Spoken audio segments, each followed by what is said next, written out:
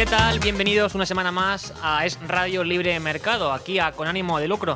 Un espacio dedicado a la economía y siempre desde el lado correcto de la historia, que es el de la libertad, la prosperidad y la propiedad privada. Arrancamos. Con ánimo de lucro. Tengo que decir que la economía no va como una moto, ¿no? La economía española va como un cohete.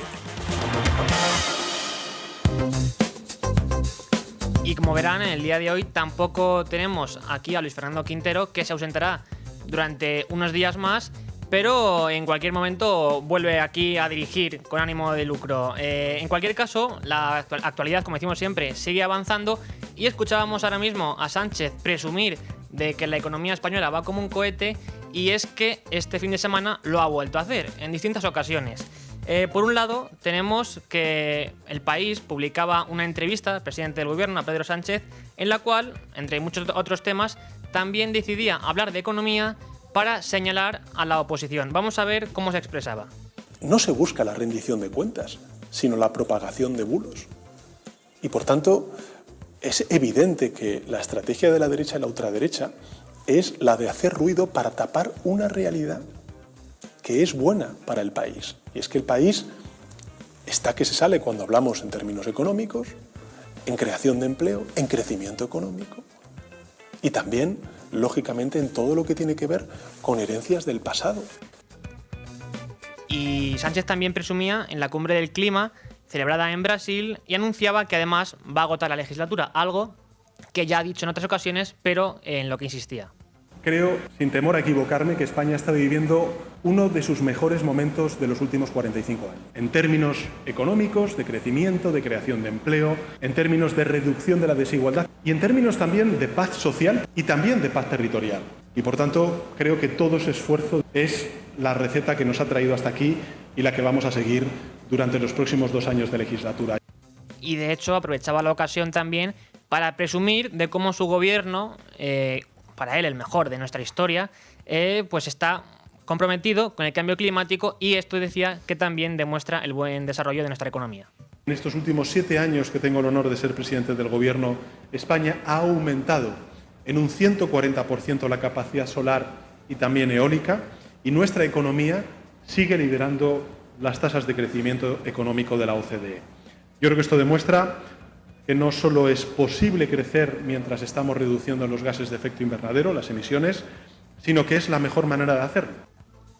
Y también es posible que, metiendo cada vez más renovables, haya más apagones, como ya hemos explicado en muchas ocasiones. Algo que ellos saben, y por ello mismo, después del apagón del 28 de abril, han decidido meter más gas natural en el mix energético para evitar que se produzcan nuevos apagones. Y este relato es muy bonito, pero la realidad es bien distinta. Primero de nada, hay que insistir en que la forma en que ellos se refieren a la medición del crecimiento económico está bastante manipulada, básicamente porque lo miden en función de cómo crece el PIB de año a año. Y de por sí el PIB es una magnitud macroeconómica, estadística, que puede ser discutida, porque está muy sesgada hacia el consumo, es decir, no tiene en cuenta todas las etapas previas del sector económico, del tejido productivo, que no están relacionadas directamente con el consumo y cuyo valor no se mide.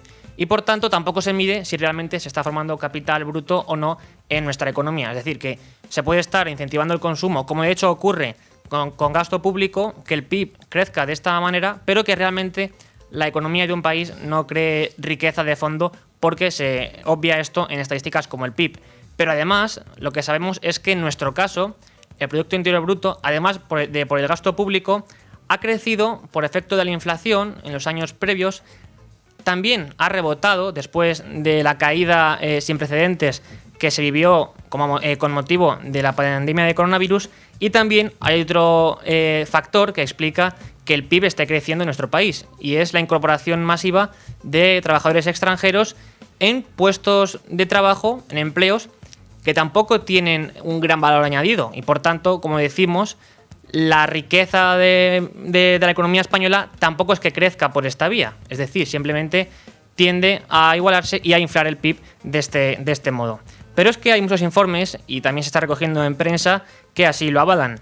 Por un lado, aunque ya lo hemos comentado en profundidad la semana pasada, Cabe recordar que un informe publicado recientemente por el Juan de Mariana, que lleva por título precisamente Igualitarismo salarial y empobrecimiento económico, demuestra que los salarios en nuestro país están estancados y además denuncian el efecto perverso de las llamadas políticas sociales del Ejecutivo.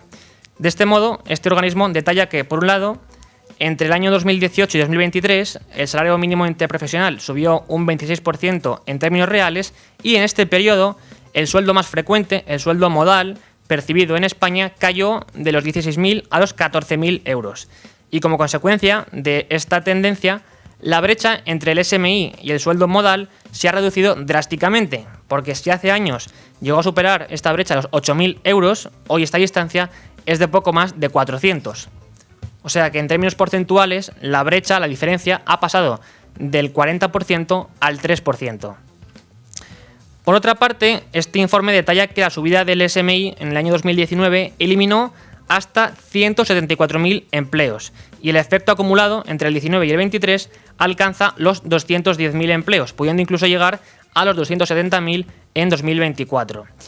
Y aunque el gobierno se atribuye una caída del paro de 600.000 personas, los datos reales sugieren que el descenso es de apenas 70.000, puesto que la reclasificación de fijos discontinuos no activos, que no se contabilizan tampoco en las estadísticas, supone casi, dice este organismo, el 90% de la mejora comunicada por el gobierno en materia laboral. Mientras tanto, el gasto en el ingreso mínimo vital se multiplica por 9 y España tiene ya más de 7 millones de personas percibiendo subsidios, con un coste anual de más de 28.000 millones de euros. Y por cierto, también la consultora Free Market a este respecto lo que detallaba es que el 60% de los que perciben el ingreso mínimo vital están más de 3 años percibiéndolo. Esto para contestar o refutar las tesis del gobierno que dicen que su política social en esta materia lo que hace es proteger a las personas. No, lo que hace es perpetuarlas en la pobreza. Y el Juan de Mariana también indicaba que España es el cuarto país de la OCDE con peor evolución de los salarios en las 3 últimas décadas, porque al acercarse el salario modal al mínimo se exacerba esta tendencia al estancamiento. Y por otra parte, el fuerte incremento del salario mínimo interprofesional lo que ha generado es un problema de igualitarismo en la precariedad, porque siempre es igual a por abajo. Y por eso mismo, los salarios ahora mismo están cada vez más comprimidos, la productividad sigue estancada y, en este contexto, tenemos cifras falsas de reducción del paro, como decíamos, y datos crecientes de gasto asistencial. Porque dice el Juan de Mariana que la vía sostenible requiere más productividad y competencia, que es precisamente por lo que no está apostando nuestro gobierno. Del mismo modo, aunque el gobierno lo oculte, lo cierto es que distintos informes explican ya también que la pobreza en España se ha disparado bajo el mandato de Pedro Sánchez. Y así lo demuestra, por ejemplo, el 9º informe FOESA de Cáritas, que habla de una sociedad del desasosiego, puesto que 4,3 millones de personas están ahora mismo en exclusión social severa. Un tercio de ellos niños, lo cual es pues un 52% más que en el año 2007. También se expresa en estos términos la Red Europea de la Lucha contra la Pobreza y la Exclusión Social en el Estado español, con un informe, la tasa AROPE, que es la que mide este ratio, donde se constata en su última edición que 12 millones y medio de personas, que es casi el 26% de la población, siguen aún en riesgo de pobreza o exclusión social. Y es que lo que indican es que el llamado escudo social que Sánchez y su equipo crearon durante la crisis del COVID, suponiendo que iban a proteger a las clases populares, no ha logrado en realidad solucionar los problemas estructurales de nuestra economía y de nuestra sociedad. De hecho, como indicábamos, se han empeorado en realidad, porque España mantiene una de las 4 tasas AROPE más altas de la Unión Europea, solo superada por Rumanía, Grecia y Lituania. Y según FOESA y también la tasa AROPE, un tercio de toda la exclusión social severa que se vive en España corresponde a menores de edad, cuya tasa de pobreza se sitúa casi en el 30%, que es la más alta, por cierto, de todos los grupos de edad y de las mayores de toda la Unión Europea. Y en cuanto a los principales motores de la exclusión social, o sea, ¿cuáles son los motivos que explican esta situación? Estos informes detallan que son sobre todo la vivienda y el empleo, 2 materias en las que el gobierno ha demostrado su sectarismo ideológico, porque en materia de vivienda vemos cómo, pese a la evidencia que existe y que aquí les hemos trasladado, ellos insisten en incrementar el control que ejerce el Estado sobre este sector. Y en el empleo ocurre lo mismo, además de usar un maquillaje estadístico totalmente perverso, lo que demuestran es que quieren seguir incrementando los controles, las exigencias de las empresas y con ello desincentivando la contratación. Y en prensa hemos podido leer estos últimos días análisis muy rigurosos y en profundidad de por qué España realmente no vive la situación económica que Sánchez presume. Y por un lado, en prensa teníamos un informe del economista Daniel Lacalle que afirmaba que la ruina no se limita a solo los datos actuales, sino también a la herencia que va a dejar Sánchez.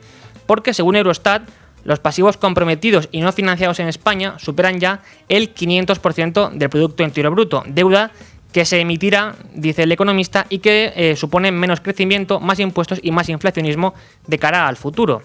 Porque, de hecho, con Sánchez la deuda de la Seguridad Social se ha multiplicado por 4, hasta superar los 116.000 millones de euros.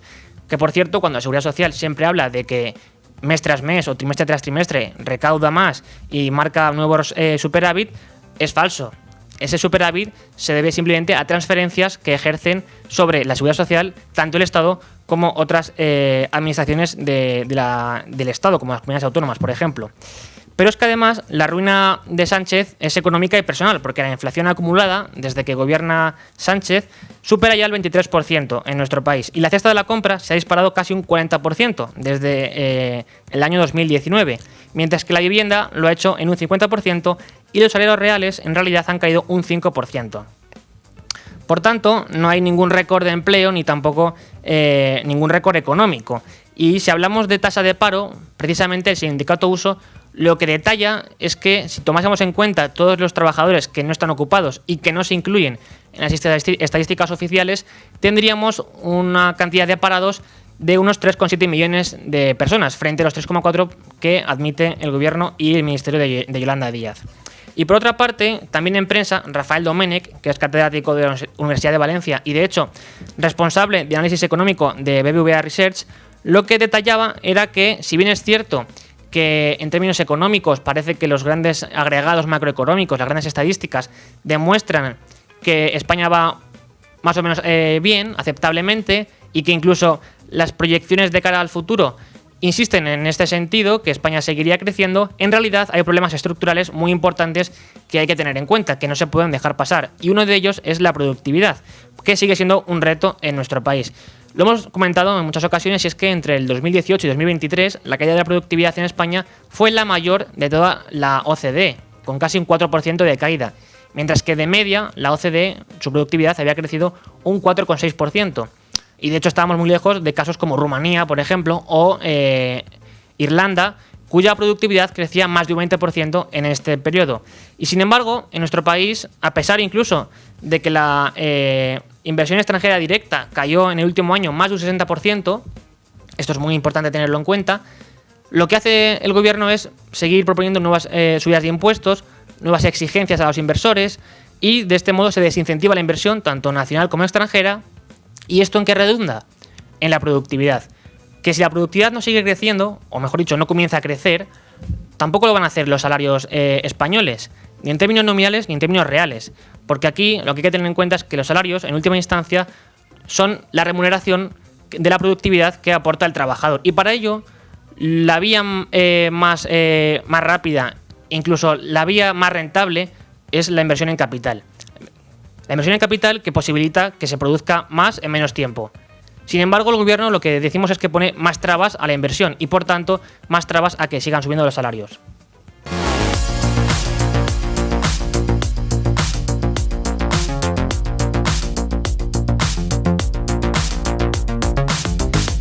Y ahora vamos a profundizar en otros temas muy importantes en materia económica en el día de hoy, pero antes de nada hay que acercarse a lo que trae el Libre Mercado, que ya saben que es la sección de economía de Libertad Digital, y un periódico económico que elaboramos con conciencia y sobre todo tratando de integrar la información más importante con aquellos temas que no van a poder leer en otros medios. Y uno de estos es el análisis que hoy elabora Miguel Puga de por qué no hay camareros.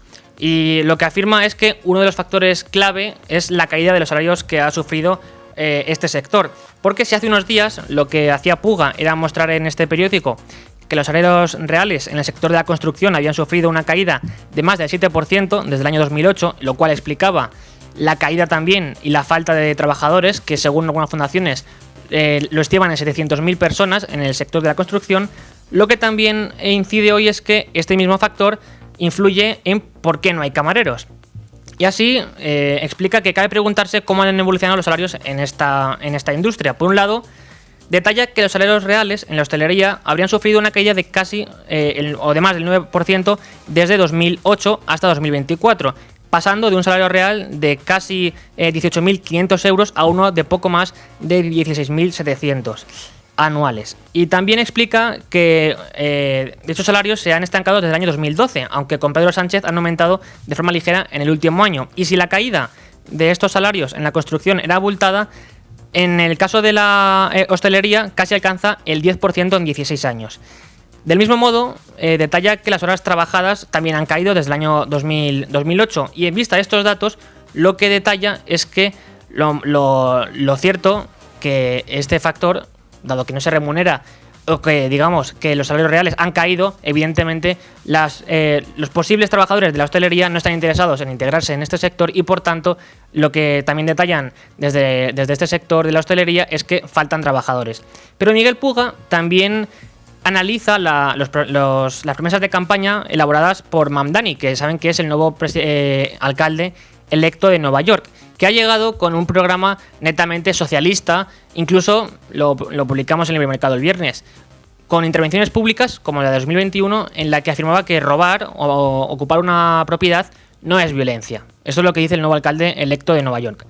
Pues lo que analiza Puga es que, por ejemplo, en su programa, sobre todo en cuanto a los derechos sociales, lo que incluía era que para el cuidado infantil universal iba a destinar como 6.000 millones de dólares de coste anual. También prometía autobuses rápidos y gratuitos, para lo cual prometía desembolsar hasta 800 millones de dólares de coste anual. Incluso proponía la creación de 5 supermercados públicos, lo cual tendría un coste de más de 60 millones de dólares cada año. También congelar algunos alquileres e incluso llevar a cabo otro tipo de medidas netamente intervencionistas que en total supondrán, dice Puga, un coste total aproximado cada año de casi 7.000 millones de dólares para el Ayuntamiento de Nueva York. ¿Y con qué va a financiar todo esto? Pues va a aumentar, según detalla Puga en su pieza, el impuesto estatal sobre empresas. También va a incrementar el impuesto municipal un 2% para ingresos superiores a $1 millón. Va a intentar recaudar más por multas. También va a proponer una reforma de las contrataciones públicas, aumentar el número de auditores fiscales e incluso también pues otro tipo de medidas, como decimos, muy intervencionistas, que en cualquier caso él no dice la verdad, porque muchas de estas propuestas tendrían que depender y tendrían que ser aprobadas por el Estado de Nueva York, no por el ayuntamiento, el consistorio que él va a comenzar a dirigir, y por tanto lo tiene bastante difícil.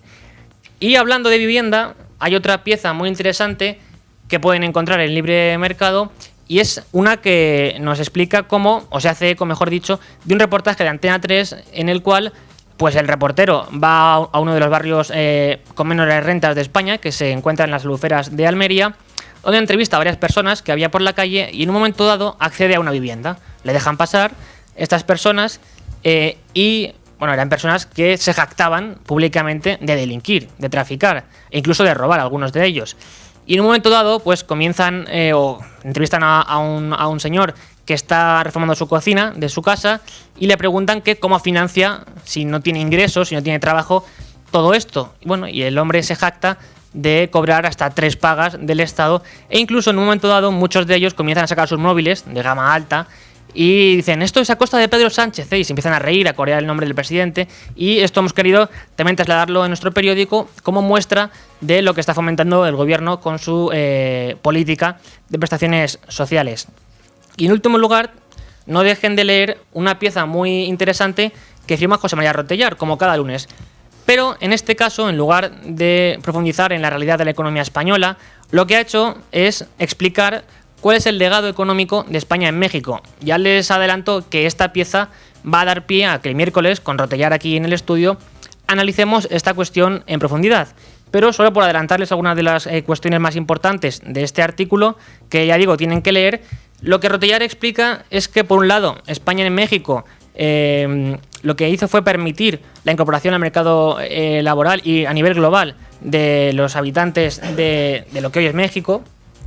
También lo que construyó e incluso puso en marcha fueron importantes infraestructuras que también, por ejemplo, en el caso de las universidades, lo que hicieron fue favorecer la formación de capital humano. Y por otra parte, también lo que elaboró o llevó a América fueron importantes instituciones económicas y también la estabilidad monetaria. Bueno, todo esto lo tiene en libre mercado y yo les animo a acercarse al periódico económico porque tiene muchos más temas. Y hay que acercarse a la actualidad económica, que hoy viene cargada de muchas noticias. Y por un lado tenemos que, como publica El Economista, de acuerdo con los datos más actualizados proporcionados por la agencia tributaria, la masa salarial de funcionarios y personal contratado crece casi un 6% anual, lo que supone la mayor tasa de los últimos 10 años.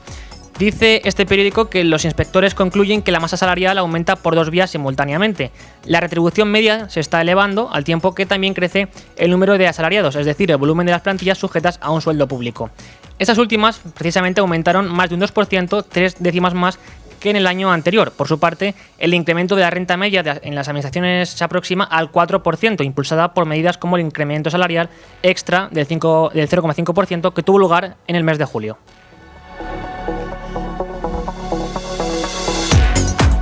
Y además, Esquerra Republicana defiende mañana en el Congreso su ley para crear un impuesto a partir de la tercera vivienda. En concreto, la propuesta del partido que lidera Gabriel Rufián en el Congreso elevará al Pleno un impuesto sobre la acumulación de bienes inmobiliarios de uso residencial, aplicable a partir de la tercera residencia y que se incrementa en línea con el número de viviendas. Este grupo, que capitanea Rufián, quiere un impuesto que sea complementario al IVA para, dicen, penalizar la concentración especulativa de vivienda y fomentar la movilización hacia la tenencia en propiedad de la misma residencia y hacia el alquiler por vivienda habitual y social.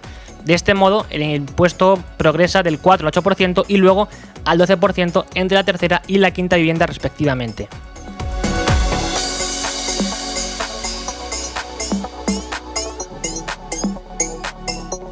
Además, Junts propone en el Congreso fijar por ley un sistema de condonación de deuda municipal similar al autonómico.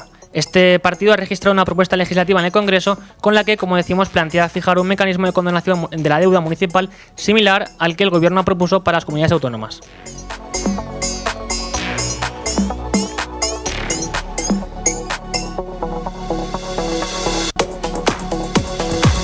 Y la falta de vivienda asequible desacelera las ventas, pero el precio subirá un 7% en 2026, según BBVA Research.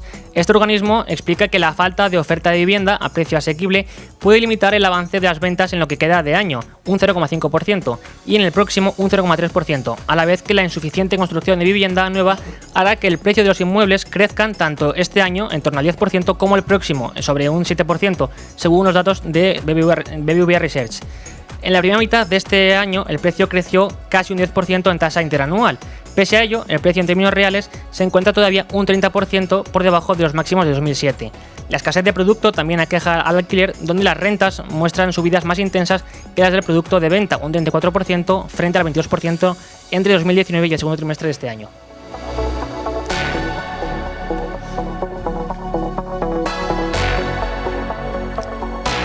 Y en este contexto, Sánchez reitera que llegará hasta 2027, como comentábamos anteriormente, pese a la ruptura de Junts y aunque no pueda aprobar nuevos presupuestos generales.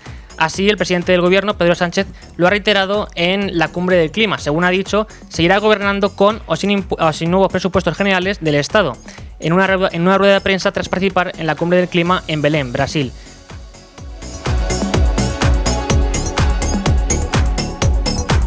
En Es Radio Libre Mercado, con ánimo de lucro. En Es Radio... Ha habido un problema con uno de los autobuses que trasladaba a los aficionados del Barça al estadio. Sí, no se nos ha ocurrido ninguna mejor idea que encender una bengala dentro del autobús y se ha quemado. El primer palo. O sea, un aficionado ha encendido una bengala dentro del autobús. Sí. Votante de Laporta, imagino. Escúchanos en Es Radio de lunes a jueves a las 11 y los viernes a las 11:30 de la noche. Y cuando tú quieras, en formato podcast, en esradio.fm o en tu plataforma favorita. Y también en YouTube. Es Radio. Ideas claras.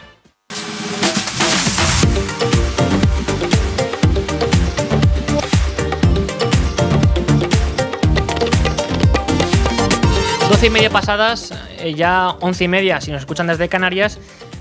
Toca abrir la página de hoy de la tertulia, el espacio de análisis en profundidad, hoy con Che Cabello, que es profesor de la Universidad de Málaga. Buenas tardes, Che.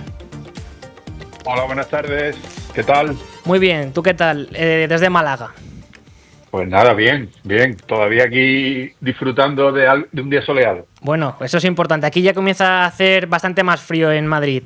En todo caso, sí, en todo caso, lo que toca hoy es comentar por qué la economía española en realidad no va tan bien como nos quieren vender desde el gobierno, porque hay distintos factores que así lo demuestran y a distintos niveles, tanto macroeconómicos como microeconómicos. Y yo quería comenzar contigo hablando de lo macroeconómico. Siempre se nos habla de que el Producto Interior Bruto en España crece de una forma exponencial. Dicen que es, bueno, en el 2024, según The Economist, fue el que más creció en todo el mundo. Dicen que este año también podríamos serlo, pero hay que comentar que el PIB como tal es una estadística que está un poco sesgada hacia el consumo y sobre todo que, incluso sin tener en cuenta esto, hay otras claves importantes que explican por qué ese crecimiento del PIB que hemos registrado en España no redundan en la riqueza de los españoles. Pues yo te señalaría dos claramente. Uno de ellos es que el PIB es un agregado de la producción total cuando está creciendo mucho la población. Por lo tanto, si somos más, pues el crecimiento del PIB es mayor. Pero esto no dice que tocamos a menos cada uno de nosotros. Porque claro, si ese PIB lo dividimos entre todos los que somos, que cada vez somos más, realmente el PIB per cápita no crece como crece el PIB. De hecho, se mantiene y no somos más ricos, sino más pobres individualmente. ¿De acuerdo? Por lo tanto, esa es una de las razones por la cual el PIB está creciendo y es un crecimiento, digamos, falaz, porque es como si nosotros dijéramos, bueno, nos vamos a unir al sur de Francia y somos más. Bueno, pues sí, el PIB es mayor, ¿vale? ¿Y qué? ¿Somos más ricos? No. Estamos, ¿no? Es como cuando tú invitas a alguien a casa y sois todos más, pero bueno, tenéis que dividir entre todos los que sois, ¿no? Y por lo tanto, no somos más ricos. Eso por un lado. Y por otro lado, es un crecimiento en base a deuda y sobre todo basado en un gasto público que es ineficiente. El crecimiento del empleo público ha sido desmesurado. Eso es pan para hoy, hambre para mañana, y eso nos está endeudando a unos niveles que ahora mismo no terminamos de sufrir porque los tipos de interés han vuelto a bajar, pero en cuanto que repunten y repuntarán, pues el coste de la deuda será mucho mayor y no podremos dedicarle a otros fines lo que gastemos en el coste de la deuda, ¿no? En los intereses que vamos a pagar por esa deuda pública. Con lo cual, yo veo esos dos puntos como los dos puntos flacos de ese famoso cohete que hablan de la economía española. Y luego hay que comentar también cómo la productividad está estancada, ¿no? Y de hecho, el gobierno lo único que hace es poner mayores trabas a la inversión, lo cual impide incluso que de cara al futuro también se cree riqueza. Claro, pero eso ya entramos en el aspecto micro, ¿no?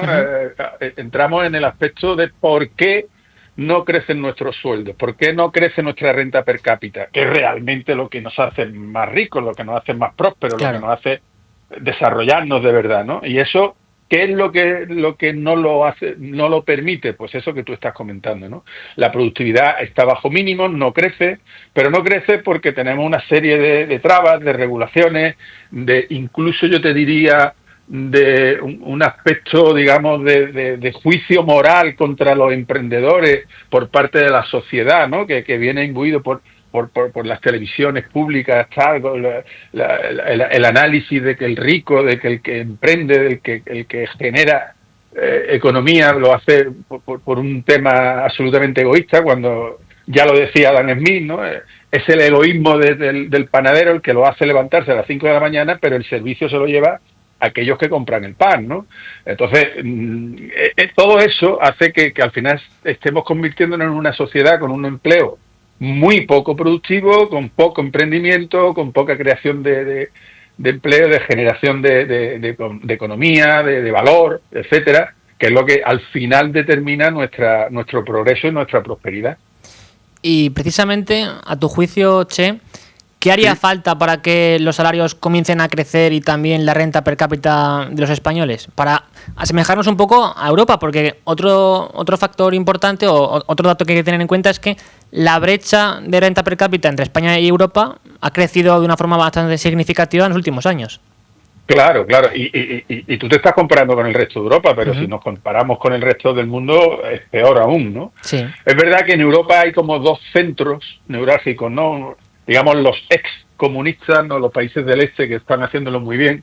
Yo creo que porque aprendieron lo que significaba el comunismo, están vacunados y entonces toman decisiones que abren la economía, etcétera, y nosotros nos seguimos anclando en la vieja Europa, ¿no? Lo que llamamos la vieja Europa, seguimos anclados en una economía muy regulada, muy a la vez que regulada, subvencionada, en fin, que no la hace eficiente. Entonces, ¿qué es lo que hay que hacer? Tú me lo preguntas, pues sí. yo abriría el mercado, abriría a la libre competencia, restringiría al mínimo las regulaciones para que la competencia sea real y no sea aparente, ¿vale? Y que podamos emprender todos y que queramos comernos el mundo y, por supuestísimo, que aquellas personas que deseen empezar esa aventura, que no sean de primera hora abatidas por el gobierno con impuestos cuando todavía no han empezado ni siquiera a ganar el primer euro, ¿no? Es decir, que tengamos una economía que te permita crecer y después cuando crezca, pues ya te pondrán los impuestos, pero no antes, ¿no? Yo en eso siempre pongo el ejemplo de los países escandinavos que pasaron por una época muy socialdemócrata y incluso el IRPF llegó al 70% del tipo marginal, ¿no? Pero fueron capaces de rectificar, fueron capaces de ver que aquello no funcionaba y que si tú quieres realmente ordeñar la vaca tienes que dejarla crecer, ¿no? Y tienes que dejar que produzca leche, ¿no? Y entonces lo que hicieron fue abrir la economía a la competencia, al libre comercio, al libre mercado y mínimas regulaciones y incluso te diría también, lógicamente, que una cosa va con la otra, ¿no? Reducir impuestos a la vez que reduzco el gasto público. Claro. Porque lo que no me vale tampoco es reducir impuestos sin reducir el gasto público. Entonces, lo que incurrimos es en un mayor déficit y volvemos a lo mismo, ¿no? Entonces, hay que reducir gastos, hay que reducir impuestos, hay que reducir regulaciones. Y yo no digo, yo siempre digo, la gente siempre dice, no, es que hay que ayudar a los emprendedores. No, a los emprendedores se ayudan solos. Lo que no tienes que ponerle trabas, lo que tienes que facilitar el campo. Tú tienes que, como en el fútbol, ¿no? Tú tienes que preparar el campo de césped, que el césped esté uniforme, liso, bien regadito y que después salgan a jugar los jugadores sin trabas y sin historia, ¿no? Entonces, eso sería lo mejor para la economía. Y Che, porque hay una cuestión importante y es cómo explicamos a la audiencia que el déficit público, por ejemplo, y el gasto público afectan directamente a su vida, porque podría alguien pensar, bueno, si yo cobro un salario aceptable, incluso el grueso de la población también lo hace, se produce lo suficiente, que haya déficit, pues afecta al gobierno, afecta al Estado, pero a mí no. En realidad esto no es así, al final sí que nos afecta directamente. ¿Cómo eso podemos explicar? Claro que nos afecta, pues bueno, en primer lugar porque, bueno, cuando nosotros hablamos de que tenemos un sueldo y tal, lo primero que tenemos que ser conscientes de cuánto nos cuesta el Estado, ¿no? Cuánto nos cuesta el Estado. Y eso se hace vía a ser muy claros con los impuestos. Hay tres formas de esconder los impuestos. Uno es precios con IVA incluido, o sea que no te permiten ver cuál es el precio real y cuánto pagas de IVA. Las cotizaciones sociales por parte de la empresa, que la empresa ahí lo único que hace es recaudar, pero en tu nombre, quiere decir, al final lo paga el trabajador, el coste empresa es total, y todo eso también está escondido. Bueno, todos esos gastos deberían estar muy claros para que los trabajadores sepan cuánto les cuesta el Estado.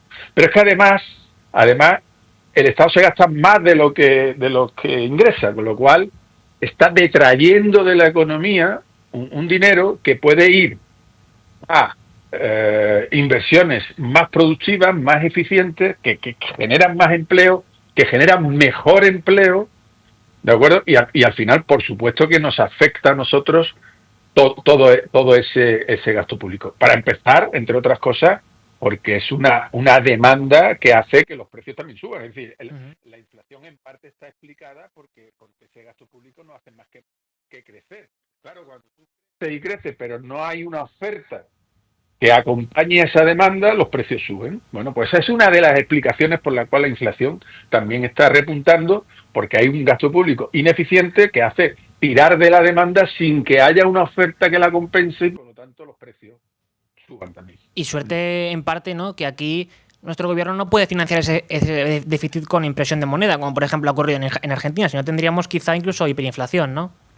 Claro, esa es la gran ventaja que tenemos nosotros, que hemos tenido durante mucho tiempo en la bendición del euro, que ahora ya no lo es tanto, hay que decirlo todo, porque tú ten en cuenta que ahora mismo se está monetizando la deuda de los países, sí. Y eso estaba antes absolutamente prohibido, ¿no? Entonces, bueno, se hace a nivel europeo, se hace con unas reglas, tal, y por lo menos no tenemos a un gobierno con la capacidad de hacer lo que hace el argentino, el venezolano o cualquier otro que ha tenido la tentación de darle a la maquinita a hacer dinero porque no es capaz de generarlo vía impuestos, ya tampoco se puede endeudar porque nadie le presta, y entonces la tercera vía, la última que le queda, que es darle a la maquinita, y entonces cuando de la inflación pasamos a la hiperinflación. Eso de momento nosotros nos hemos salvado gracias al euro, y no quiero ni pensar que este gobierno tuviera la posibilidad de hacerlo.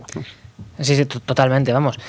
Pero luego, por ir terminando, hay otro de los factores que son pues llamativos a estos efectos, y es que en España la pobreza, aunque el gobierno lo niegue, sigue creciendo, ¿no? Así lo demuestran distintos estudios, y sobre todo con una gran incidencia en la pobreza infantil, los sectores al final más desfavorecidos, más desprotegidos. Y los dos elementos que se detallan como más gravosos a este respecto son el empleo, que ya lo hemos comentado, y también la vivienda, que es un sector en el que el gobierno sigue la senda intervencionista, casi comunista podríamos decir, ¿no?, de querer gravar incluso más las terceras y cuartas viviendas, e incluso se está proponiendo una política de una familia, una vivienda. Sí, fíjate que al final estamos hablando es un poco la consecuencia de todo lo que hemos venido diciendo, ¿no?, en este rato, porque cuando tú haces dos cosas, ¿no?, la vivienda tiene dos problemas, que además es la gran generadora, la situación de la vivienda es la gran generadora de pobreza y la gran generadora de la desigualdad que hay ahora mismo entre los españoles, que prácticamente ya casi podríamos decir aquellos que poseen vivienda de aquellos que no lo poseen, ¿no? Porque se ha tornado algo totalmente prohibitivo, ¿no?, para muchos españoles. Entonces, ¿cuáles son los dos problemas de la vivienda? Pues mira, por un lado, es la regulación, que ya hemos hablado de ella, es una regulación que no permite que la oferta case con la demanda. Hay una gran demanda, pero no hay oferta y por lo tanto los precios suben. Eso es de primero de economía. Y segundo, también lo que hemos hablado antes, que es esa, digamos, monetización de la deuda. No llega a ser esa impresión de dinero como se hacía en Argentina o se hace en Venezuela, pero sí que estamos monetizando deuda, estamos metiéndole muchísima liquidez al sistema, y eso no es inocuo, porque eso al final, aunque algunos lo venden como algo que va a solucionar la desigualdad, lo que hace es empeorarla, como muchas de las medidas que toman, que van dirigidas a un objetivo, pero consiguen exactamente el contrario. Y cuando tú monetizas la deuda, y cuando tú estás imprimiendo, cuando estás inundando de liquidez al sistema, estás consiguiendo dos cosas. Por un lado, que crezcan los precios, con lo cual estás haciendo más pobre a la población, sobre todo si no hay incremento de productividad que lo compense. Y en segundo lugar, estás incrementando el precio de los mercados, como son el de la bolsa, el de los bonos y el inmobiliario. Entonces, ese dinero, digamos, esa bolsa se va al inmobiliario y hace que los precios suban y suban y suban. Con lo cual, a los que no pueden acceder lo hace cada vez más pobre, y a los que ya lo tienen lo hacen cada vez más ricos. Y entonces es una solución que se supone que va a ayudar a los que no tienen, y hacen exactamente y consiguen exactamente lo contrario. Hacer fomentar una mayor desigualdad, creciendo los precios de una vivienda que está inflada por esa impresión de dinero, y creciendo los precios de los bienes de primera necesidad, que hace que seamos cada vez más pobres, porque los sueldos no crecen a la velocidad que crecen los precios de primera necesidad. Y esto, Che, se lo han dicho al gobierno hasta desde Bruselas, porque hace unas semanas publicaban un informe precisamente sobre la vivienda en el que afirmaban esto y señalaban a España y a Alemania por su política de alquileres en Berlín, como los controles de los alquileres producen una burbuja inmobiliaria y además mercados paralelos, mercados negros, en los cuales los precios lógicamente al final siguen su curso y se produce el efecto contrario al que se quería producir, al que se quería generar. De hecho, claro, Che, yo en último lugar lo que te quería preguntar es que al final todo esto demuestra que, por no decir siempre, pero en la mayoría de ocasiones, lo que ocurre es que cuando un gobierno quiere poner en marcha una política concreta en materia económica y conseguir unos objetivos determinados, lo que ocurre es lo contrario. Se generan los resultados contrarios. Sí, porque los incentivos están mal colocados y porque efectivamente al final consiguen justamente lo contrario. Porque cuando tú estás cortando el precio o capando el precio del alquiler, que suena muy bien, ¿no? Suena a ver, voy a ser muy bruto, pero es la solución del niño de 5 años, ¿no? Tú le dices al niño, oye, es que está muy caro el precio, vamos a prohibir que suban los precios y ya hemos solucionado el problema. Rubén, si eso fuese así, sencillo todo, ¿verdad? Claro. Sería tan sencillo todo que no se entiende cómo estamos pagando por imagínate, voy a ser muy bruto. Pues venga, todo el mundo que tenga un Tesla, ¿no? Claro. Y prohibimos que los Tesla valgan más de 10.000 euros y ya está, y ya se ha terminado el problema. Pero es que las cosas no funcionan así. Entonces, cuando tú capas el precio de los alquileres, lo que estás haciendo, le estás diciendo al oferente, no pongas vivienda en alquiler porque no te la van a pagar. ¿Y qué estás haciendo? Restringiendo la oferta, y cuando restringe la oferta, volvemos a primero de economía, sube el precio. Que a lo mejor a algunos que coyunturalmente lo has cogido, que ya estaban alquilados, que tienen un contrato, que no les va a subir, vale, algunos, pero unos pocos, pero los que quieren acceder se van a encontrar con poca oferta y otra cosa. Esto siempre lo digo, y es el poder lo transmites del inquilino al propietario, ¿vale? Porque cuando tú restringes la oferta, el propietario tiene el poder de elegir, porque como tiene tantísimo a los que elegir, ¿sabes lo que te digo? Pues dices tú, bueno, entre la familia A, B y C, ¿cuál prefiero? Pues prefiero la B, porque es que la A y la C tienen niños, tienen no sé qué, tienen no sé cuánto, y al final solo aquellos elegidos van a poder alquilar, porque le transmites el poder al propietario. Si hubiera libertad y hubiera mucho propietario, los inquilinos serían menos y entonces el poder se trasvasa al inquilino. Entonces el inquilino es el que elige la casa, que es como debería ser. Lo mismo que cuando vamos al mercado, vamos al supermercado, elegimos la marca que preferimos, pero la elegimos nosotros, no nos la imponen ellos, ¿sabes? Pues así debería funcionar, pero eso es cuando funciona el mercado, claro. Claro, pero ellos al final legislan en materia económica con la ideología como estandarte y no con la ciencia económica como base. Exacto. Es que ese es el problema. Y vendiendo milongas que después, pues lógicamente no se pueden cumplir, ¿no? Totalmente. Y ya te digo, la solución del niño pequeño, es decir que porque tú restringas el precio, tú lo capes, tú vas a conseguir que el alquiler sea más barato, eso es, vamos, una solución. Es absurdo, y es populismo, básicamente. Es populismo absoluto. El problema es que la gente se lo crea, mucha gente, en fin. Claro. No, porque claro, a gente que está desesperada, que no sabe tal, y tú le cuentas eso y no tiene los fundamentos y se lo explicas a medias, con medias verdades y medias mentiras, al final consigues que se crean, ¿no? Porque ¿cuántas veces se ha dicho que en Barcelona los alquileres han bajado un 1, un 2%? Perdona, eso es totalmente una falacia, es una falacia absoluta. A lo mejor, como te decía antes, a algunos le habrá bajado coyunturalmente en su alquiler, o no le habrá subido, mejor dicho. Sí. Pero la inmensa mayoría, y sobre todo aquellos que buscan, eso no van a encontrar. Y además van a tener que pasar una criba, van a tener que, como hacen los propietarios, ¿no? Totalmente. Hacen un casting para ver a quién le alquilan la casa, claro.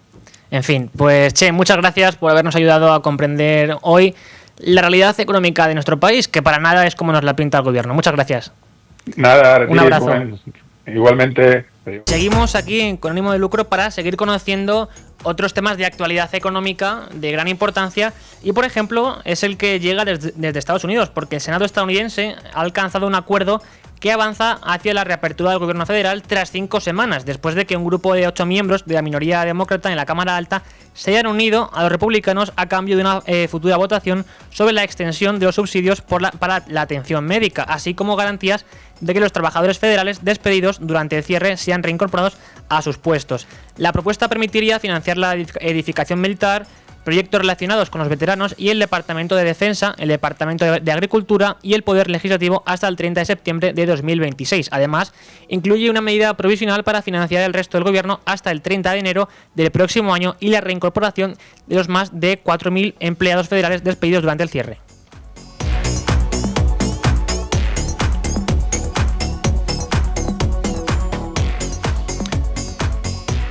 Por otra parte, hay que hablar de que el empleado público cobra en España un 44% más que en el sector privado, porque como detalla Expansión, el sueldo medio de los funcionarios supera los 3.000 euros brutos mensuales en 12 pagas, una cifra que supera, como decimos, el 44,7%, prácticamente 1.000 euros al mes, a los 2.091 euros brutos que retribuye de media el sector privado. En el último lustro, los últimos 5 años, los sueldos públicos registran un incremento del 14% respecto al 18% del sector privado.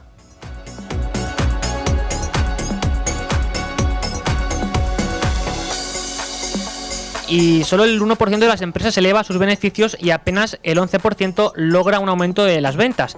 Así lo detallan los datos ofrecidos por el Banco Central Europeo en la última encuesta sobre el acceso a la financiación de las empresas de la zona euro, en la que ha preguntado sobre la evolución de la situación económica y sus condiciones de acceso al crédito entre julio y septiembre.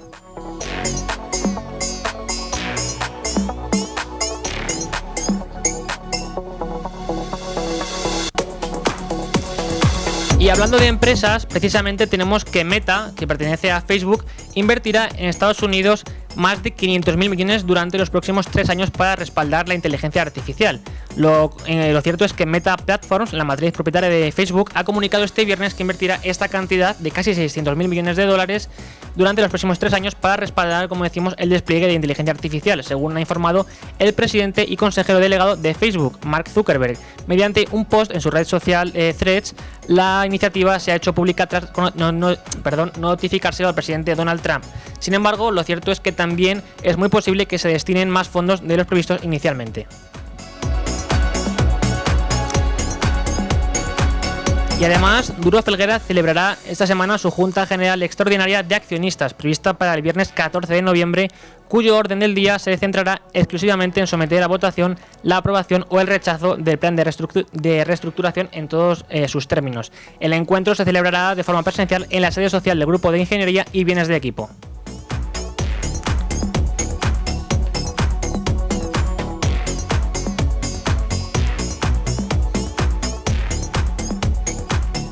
En este contexto, Almiral incrementó sus ventas netas un 12,8% interanual en los 9 primeros meses de este año, hasta los 820 millones de euros, gracias al crecimiento de su área de dermatología, liderado por su cartera de biológicos en Europa, según ha informado en un comunicado la empresa. Así, el EBITDA se situó en los 180 millones de euros, con un aumento de más del 27% en términos interanuales, gracias al incremento de las ventas en el portfolio dermatológico y la reducción de los gastos de venta generales y administrativos en el tercer trimestre de este año. Así, Almiral se disparaba hoy un 10% en la reapertura de la bolsa tras presentar sus resultados.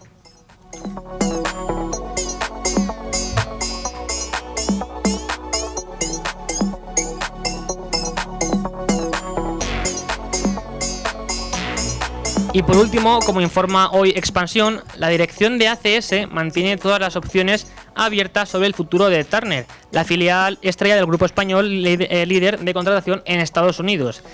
Entre estas opciones de futuro figura convertirse en un valor cotizado en Wall Street. Así, esta semana, Juan Santamaría, presidente de Hotchef y CEO de ACS, ha dicho que no descartamos ninguna posibilidad a este respecto ante la insistencia de los analistas.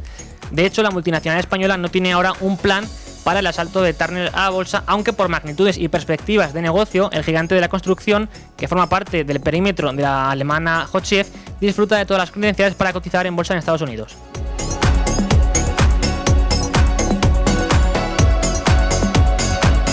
Y ahora aquí en Con ánimo de lucro les dejamos con los servicios informativos de Es Radio y después del boletín volvemos para profundizar en lo que ocurre hoy en la bolsa.